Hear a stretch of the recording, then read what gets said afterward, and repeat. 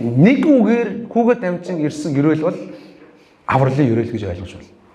Нэг үгээр хэлвэ шүү. Гэхдээ өнөөдөр энийг би дөрвөн хэсэгт задлан харах бол. 7 дугаар ишлэгийг хамт уншъя. 7 дугаар ишлэл.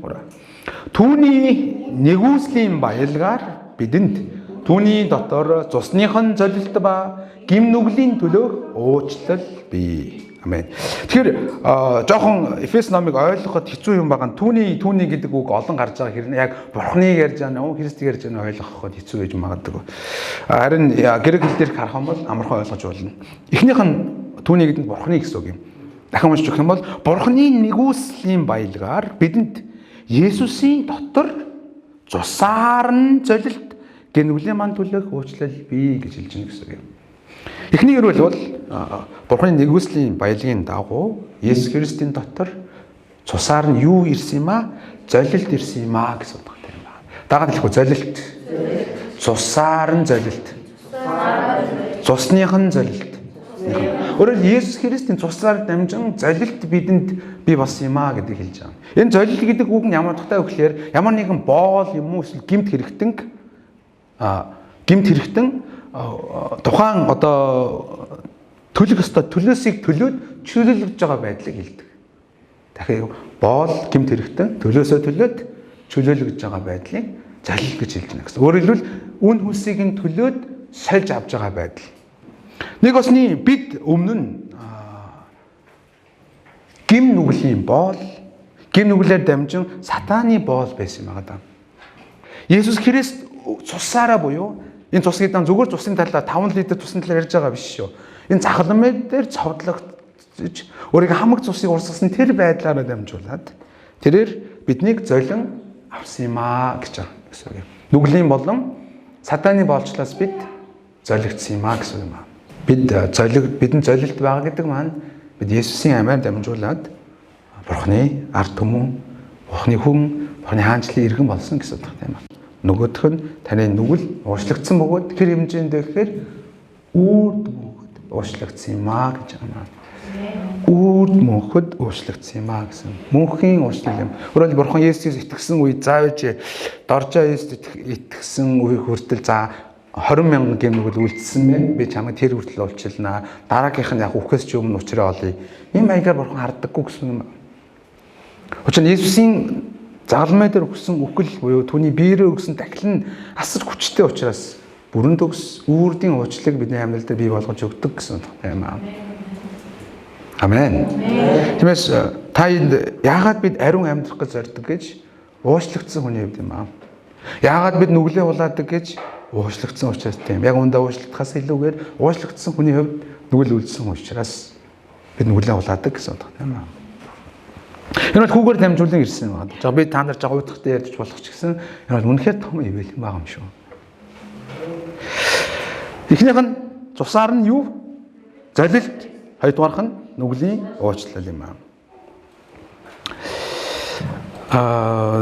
Магадгүй нүгэл үлдснийхаа дараа өөрийгөө буруутгаж байгаа бол тэр үед дахин нэгэн бодох зүйл бол юм учраас Есүс миний төлөө үгсэн шүү дээ. Ийм учраас би Есүс итгэсэн шүү дээ гэхэд зоригтойгоор Бурхны өмнө очих хэрэгтэй юм аа шүү. Өнгөрсөн дааны тийм Бэгийн хичээлдэр хэлж ирсэн юм аа. Бэгийн хичээлдэр хэлж илүүн үний хичээл. Бурхны өмнө Бурхан руу хандахдаа ичхнүүрээ илгэндээ нааж болно. Учир нь Христ таны төлөө дахил болсон учраас тэр юм аа. Тэм учраас Бурхны өмнө хизээж юм ичиж холдож явах шаардлагагүй. Үрд мөнхийн уучлал бидний амьдрал байгаа учраас тэр итгэлээр би дахин Бурхны өмнө ичгнүүрээ илгэндээ наагаад хүн дахин ирж байна. Охин дахин өмнө ирж байна гэж чадна гэсэн юм аа. Цаашаа 8 дугаар ишлэгийг хамтаа харах. Энэ зүйл бидэнд яаж ирсэн бэ гэдгийг харуулдаг. 3. Тэр бидэнд бүх мэрэгэн ухаан ба бодрол ухаарлаар тэрхүү нэгүслээ бэлгааж. Амен. Энэ дээр хэлж байгаа Бурхан юм байна. Бурхан Есүс Христэд дамжуулан ирж байгаа энэ золилт нүглийн уучлалыг бидэнд бэлгаахдаа бүх юугаар гинэ мэрэгэн ухаан бодрол ухаарлаар. За одоо энийг сайн болгоо. Мэрэгэн ухаан гэдэг маань ялгах чадамж. Бодрол ухаан гэдэг маань ойлгох чадамж юм аа. Бурхан мэрэгэн ухаан, бодрол ухаанаар дамжуулан бидэнд өгөөд бид ийм учиртай юм байна гэдэг ойлгож итгэсэн гэсэн утгатай байна. Хүн өөрийн ухаанаар Бурханы тэр дундаа Есүс Христээр дамжуулан ирж байгаа энэ өрөөлүүдийг төлөөлсөн сайн ойлгох боломжгүй, ойлгож чадахгүй юм байна. Хэрв та ойлгоод итгэж байгаа бол Бурханаас танд юу ирсэн юм учраас мэрэгэн ухаан, мөн бодрол ухаан ирсэн учраас энэ нэгүсэл танд бэлхагдсан гэсэн үг юм аа. Та сайндаа биш юм аа. Энийг юугаар бид харж болдог вэ гэхээр яг адилхан номлол яг хамтлан Бурханы үг сонсож байгаа хэрнээ зарим хүмүүс үнэхээр шал өөр газар явж байгаа оюун санаа нь бүр ингээд аль хэдийн орондоо ороод унтцсан явж байгаа.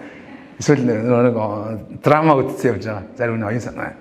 Эсвэл болзондоо гарцсан явж байгаа. Тэгэхээр зарим нэг хүмүүс нэг ойлгож байгаа. Тэр ухаарч байгаа. Тэрийг яавал амьдралтай холбох уу гэдгийг дотор тунгааж байгаа. Бурханаас юу өгдөж байгаа болохоор мэрэгэн ухаан ба бодрол ухаан өгч байгаа. Бурханаас мэрэгэн ухаан бодрол ухаан өгдөж тэр нэгүсэл бэлхагж итгэж тэр итгэлийн амьдралаа амьдарч эхэлдэг гэсэн үг тийм байна. За энэ бол эхнийх нь байсан байна. Хоёр дахь нь 8 9 дугаар ишлэг. Энэ бол эхний нууцын талаар харах болон 3. Тэр түүний дотор зориг тавьж өөрөлд Бурхан Есүсийн дотор зориг тавьж сайн тааллынхаа дагуу хүснийхээ нууцыг бидэнд мэдүүлв. Амен. За Бурхан Есүсийн дотор юу тавьсан гинэ? Зориг. Бурхан Есүсийн дотор юу тавьсан гинэ? Зориг тавиад тэрхүү зорилгоо сайн тааллынхаа дагуу бидэнд яасан юм аа?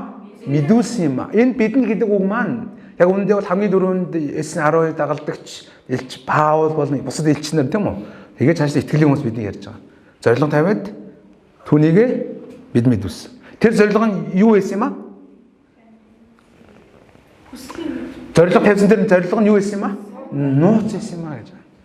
Бурхан Есүс Христ дотор нэг нууц зориг тавьсан байсан. Тэр зориг нь нууц байсан юм аа гэж. Энэ юу гэсэн үг гэхээр хуучин гэрээний олон мянган жилийн турш илчлэгдээгүй зүйл байсан гэсэн утгатай юм аа.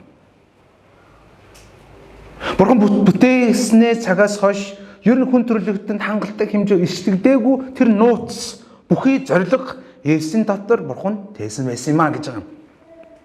Ялгамжтай юм. Тэр өөрөөр хэлбэл Есүсийг амнаа гэдэг маань тэр юуг амна гэсэн үг болчих уу?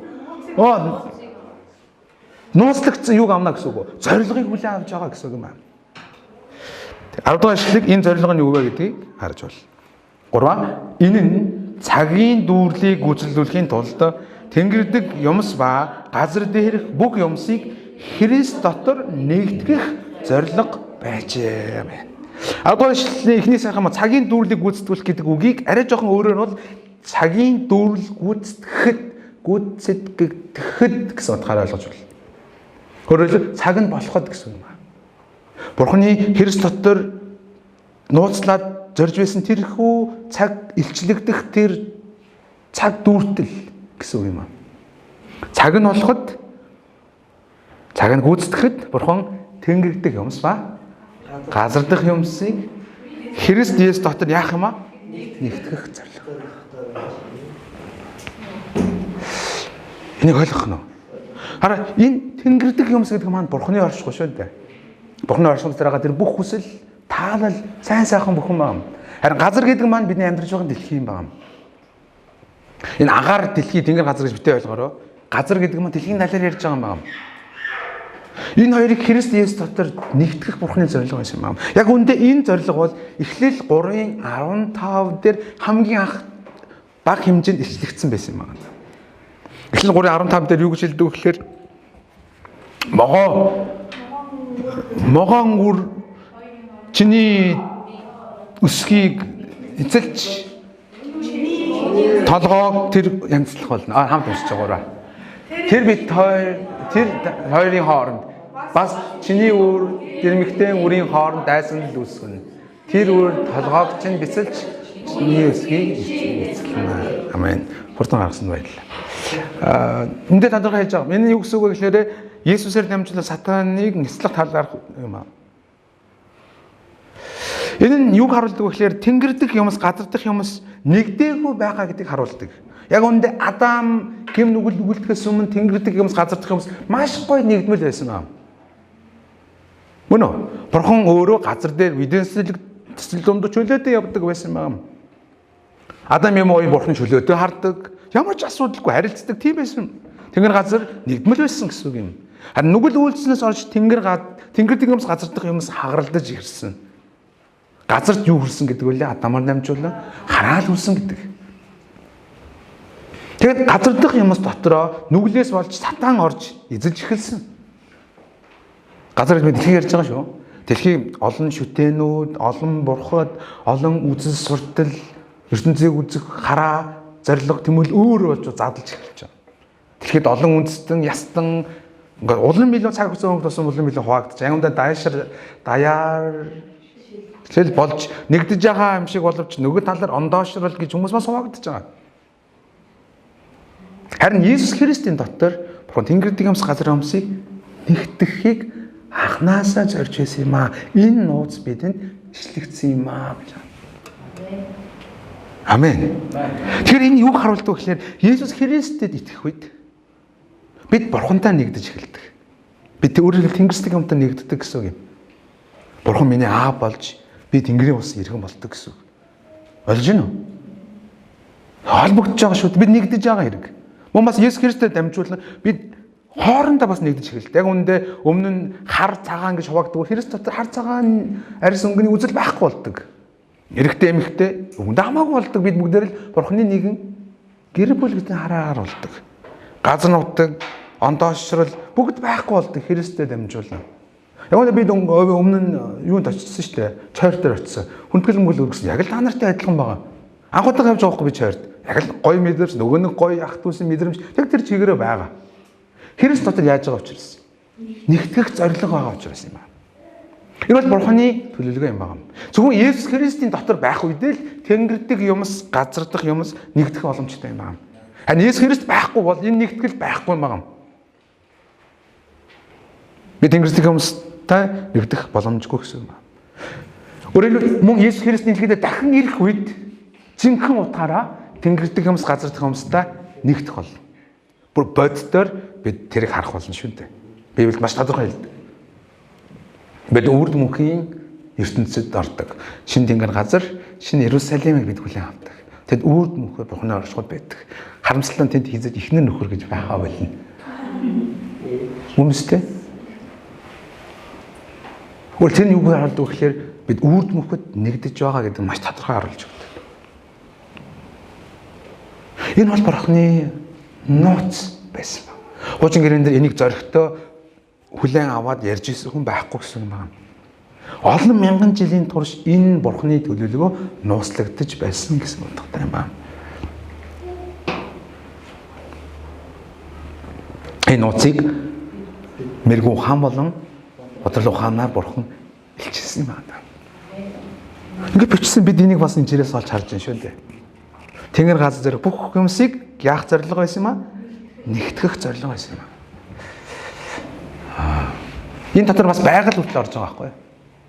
Байгаль хүмүүн төрлөختний гэмүүлээс болж яаж ингэж асуудал орж байгааг мэдж байгаа юм тийм үү? Харин Есүс Христ дахин ирэлтэд дамжуулан шин тэнгэр газрыг бид хараа шүү дээ. Байгаль дэлхий хүртэл шинжлэгдэн тэнгэрсэг юмстай нэгдэж байгааг харах болно. Жаахан жоон бор хол идэв хөө. Ийм юм ярихаар ой бас наач ингээд нэг ойлгодог болмоор байгаа байхгүй дээ. Тийм үс агаасаа гэж яриад байна. Хичнээн гоё юм. Ингээд цааш нь яруу зөндөө юм байгаа ч гэсэн. Харин 10 өдөр ишлэг хамт хараад байгаа юм өршлөөндөө. Бас хоёр дахь нууц гэсэн үг юм уу? Бас бүх юмсыг хүсэл хийгээд шийдвэрээрээ үлддэг 11. Амсгүй юм уу? 3. Бас бүх юмсыг хүсэл хийгээд шийдвэрээрээ үлддэг. Түүний зорилгын дагуу урьдаас тогтоогдсноо бид түүний болсон байна. Тэр бурханы мөн чанарыг илтгэхдээ бүх юмс хүсэл хийхэд шийдвэрээрээ үйлддэг юм аа гэж. Гэхдээ бурхан бол хэн нэгний хүсэл шийдвэрийн дагуу үйлддэг биш гэсэн юм. Бурхан өөрөө хүссэн, шийдсэн түүнийхээ дагуу үйлддэг гэсэн юм. Бурханы өөдөөс хинч том юм ярьж чадахгүй гэсэн юм аа. Бид өнгөрсөн жоног таарсан үед бурхан зарим нь өрчлөн авсан гэж. Бид өөрийгөө бурханы хүүхэд болгохоор бурхан өрчилсөн юм аа. Хүмүүс бурхан маань яагаад тэрийг өрчилж авахгүй байгаа? Яагаад энийг өрчилж аваад байгаа гэж ярих хүн хинч байхгүй гэсэн үг юм. Өчн тэр өөрийнхөө хүсэл шийдвэрийн дагуу үйлддэг. Тэр хүсэл шийдвэрийн дагуу үйлдсэн хөө зорилгын төлөө энэ нууцын дотор байгаа хоёр дахь зүйл бол урдаас тогтоосноор бид Христэд өвлөгч болсон юм аа гэж. Бурхан Христээр дамжуулан Тэнгэр дэх юмс, газар дэх юмсыг нэгтгэх зорилгоос гадна биднийг итгэлийн хүмүүсийг Христэд өвлөгч. Энэ өвлөгч гэдэг үгийг уул нь яг грек хэл дээр орчуулсан юм бол өв байхаар гэсэн утгатай байхгүй.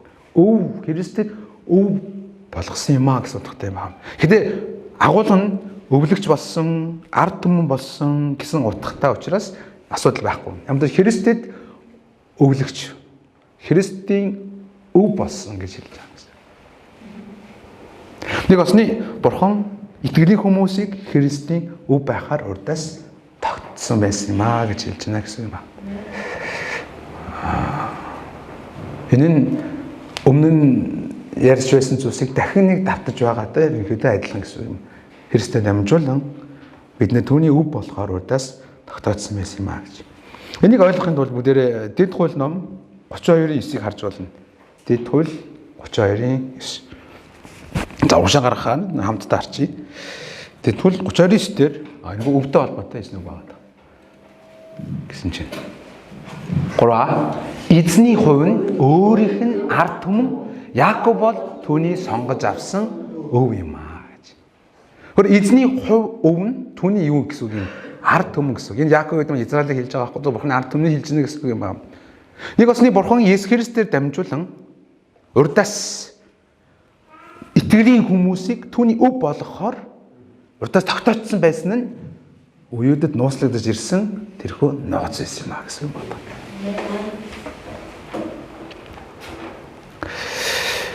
Хэрв та бүхэн Христ тгэлийг олон шашнуудын зөвхөн нэг төдийхнэр харвал энэ гайхамшигт үгийг бүрэн дүн ойлгох хэцүү байна. Харин бүтээгч Бурхан өөрөө анханаас ийхүү төлөвлөсөн байсан юм а гэдгийг өнсгөөс харах юм бол ойлгоход амархан байх бол. Бурхан дэлхийг бүтээхдээ нүгэл үлдэнэ гэдгийг мэдсэн үү? Мэдсэн үү мэдээгүй юу? Мэдсэн шүү дээ, угаасаа мэдсэн байна. Тэнгэр дэх хүмүүс, газар дэх хүмүүс хуваагдана, газар дэх хүмүүс улам илүү хуваагдсаар байх болно гэдгийг Бурхан мэдсэн үү? Мэдсэн байгаа даа. Газар дээр олон шүтээнүүд үүснэ гэдгийг Бурхан мэдсэн үү? Мэдсэн. Тийм ч учраас тэрээр Христ Есүс дотор нэгдэх зорилгыг тавьсан байсан гэсэн үг юм аа.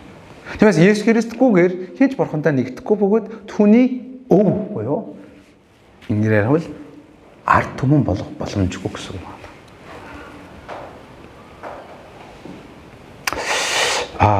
Мэдлэгийн төвшөнд оруулчлаа.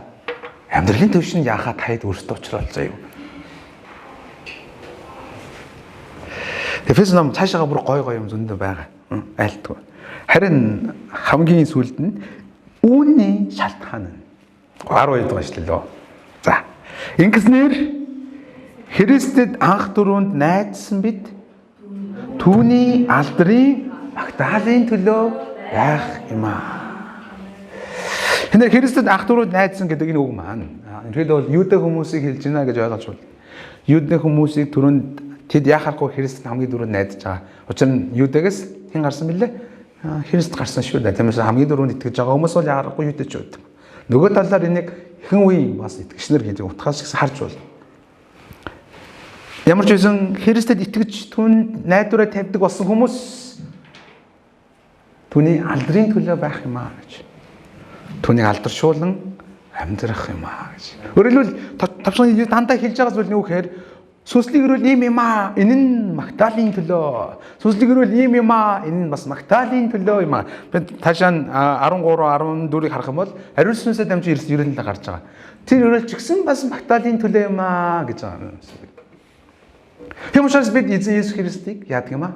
Магтдаг. Түүнд алдрыг өргөн, түүний алдар нэрийг өргөж амьдрахын төлөө амьдрдаг юм аа гэсэн юм байна. Бид яагаад бодсодор болгон магтаал өргөдөг юм бэ? Дахин нэгэн шалтгаан. Бид яагаад өдөр бүр эзнийг магтдаг вэ? Дахин нэгэн шалтгаан. Хүүгээр дамжин ирсэн сүнслэг ирэл байх болчихлоо. Амен. Та номлоо юм итгэхэд хүүгээр дамжин ирсэн сүнслэг ирэл нь юу юм бэ? Нэгдүгээрх нь түүний цусаар бидэнд юу байгаа?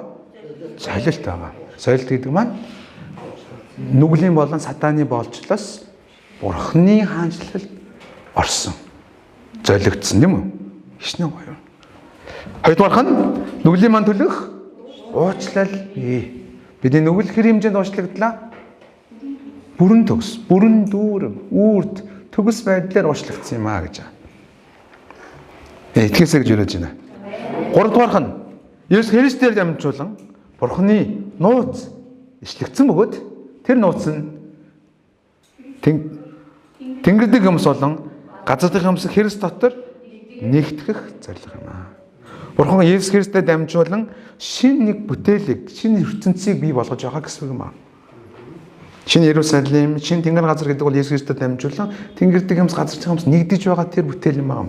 Хүмүүс илчил ном уншаад үзээрэй. 20 дугаар бүлгээс унш. 3 дугаарх нь Христээр дамжуулан биднийг түүний өв болгосон юм аа гэж. Түүнд өвлөгч болгосон юм аа, түүний өв болгосон юм аа гэж утгаар. Есүс сураас өмнө итгэлийн хүмүүс бид түүний өв байхаар уртаас тогтоогдсон байгаа. Энэ нь олон мянган жилийн турш яаж яваад нууцлагдаж яваа. Өнөөдөр бидэнд ил болсон юм аа гэж. Яа, хичнээн гоё. Энийг араа яг итгэлийн хүмүүс тухайн үед амьдарч ирсэн олон хүмүүс мэдхгүй. Өнөөдөр бид мэдээд Есүс Христээр дамжуулан нэгдэх юм байна. Би анханаас өв болгогдсон байсан юм байна. Зорилт байсан юм байна, нууцлал байсан юм байна. Гоё юм итгэлээр удирдуулдаг. Итгэлийн хүмүүс агаас гэж ерөөж байна.